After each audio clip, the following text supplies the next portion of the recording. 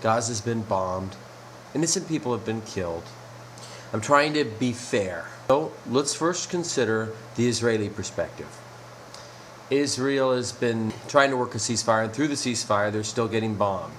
People have died at the hands of suicide bombs and missiles. I mean, it's a rough life to try to live your life when you're constantly under fire.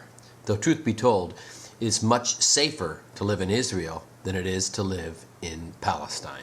It upsets your life when you constantly have a barrage of bombs coming in because it gives you a fear. People don't feel safe. I understand their logic. Here's the problem. You don't trump and beat the underdog that's already beat and already been trumped 1,000 times. And to logically assume that this attack is going to somehow bring peace or stop something, it just doesn't add up. It doesn't equate to the way people work and the way hate spins. Israel needs to know that they didn't bomb Palestine. They bombed the Muslim world, and they bombed every human. And you can say, well, Palestine, the Palestinians did the same thing. Well, there's a big difference. They're the underdog. You're in charge. You are the occupier. When they had those hotel bombings just recently in India, the killers were looking for Jews to kill. So interesting that they would go looking for Jews, because this isn't about Jews. This is about Israelis.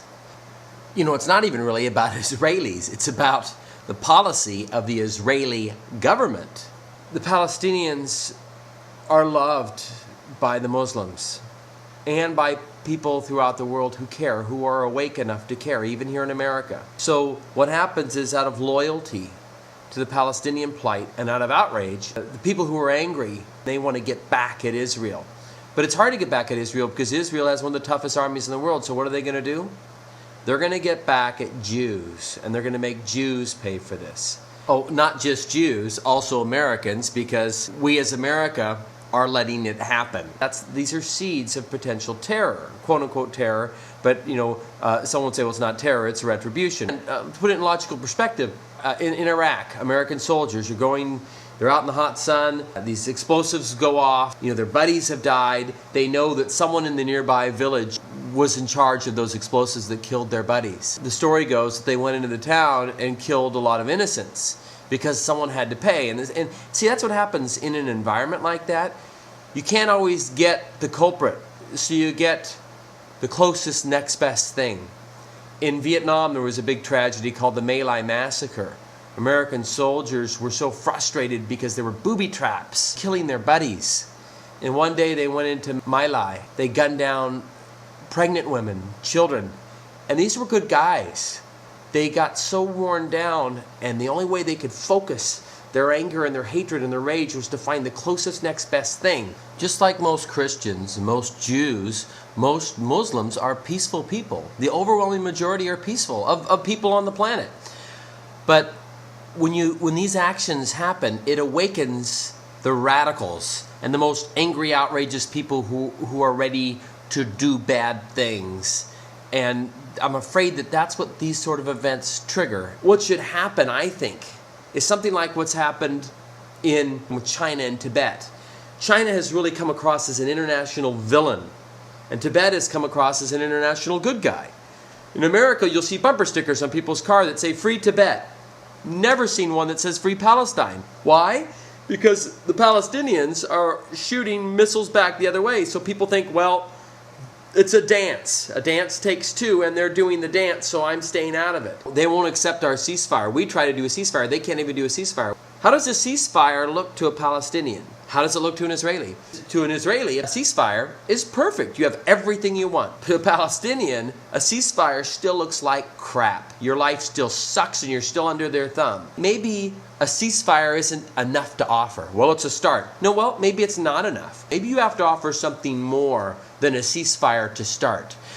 You're assuming that we're dealing with two people on a level playing field. You aren't. You're up here. They're down there, you're pounding them. You can't expect them to work peace on your terms. The tyrannical victim. It's funny how a victim can create tyranny, and we're defenseless against victims. It's like I had a guy threatening me on the website.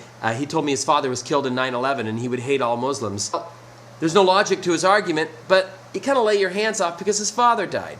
It's like if you talk to a Palestinian whose brother's in jail, if he says something a little crazy, I'm like, okay, I understand, his brother's in jail. But that's what happens. Israel, you're like, well, the Holocaust, they're victims. So all these people, they've got this victim status, and whenever you challenge what they're doing, you end up offending their victim status. How many of us have had victims walk all over you?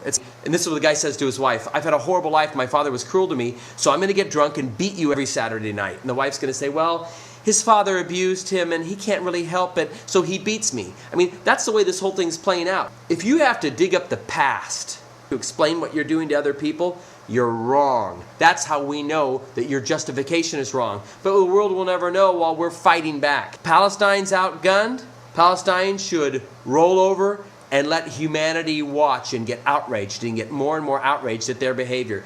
America should be outraged at what's happening in Gaza right now, but we're not. As a nation, we're not outraged enough to stop it yet because we're not awake to it. Help us wake up to it. Help us wake up to the outrage by not doing outrageous things yourselves. Americans like to pride themselves on coming to the rescue of people who are in distress, the good guys. The Palestinians could be and should be the good guy. Restraint. It's the toughest thing to do. Good luck. Some people attacked me on the site. They hated Muslims and said some horrible things. We sent back a message from Cleveland, America saying, we love you no matter what, and we're not going to fight you. We got a friend invitation. I admire the bravery of this young man who said these hateful words to invite us to be his friend on our website.